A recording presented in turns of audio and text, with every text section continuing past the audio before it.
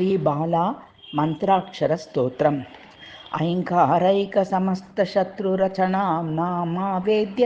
मूर्तिप्रदाम् ऐश्वर्यादिकमष्टभोगफलदाम् ऐश्वर्यदां पुष्पिणीम्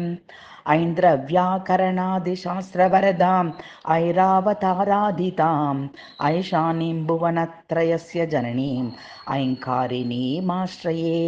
क्लीङ्कारैकसमस्तवश्यकरिणीं क्लीं पञ्चबाणात्मिकां क्लीं विद्रावणकारिणीं वरशिवां क्लीन्नां शिवालिङ्गितां क्लीं बोपि प्रणम्यं भवानी भवतीं ध्यात्वा ह्यदम्भोरुहे क्लीन्नाशेषवशीकरो भवति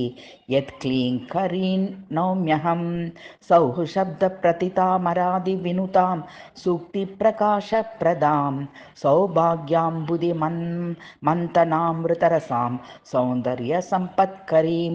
सान्निध्यं ददति सदा प्रणमतां साम्राज्यलक्ष्मीप्रदां सौहुकाराङ्कितपादपङ्कजयुगां सौषुण्मगां नौम्यहम् इति श्रीबालास्तोत्रम्।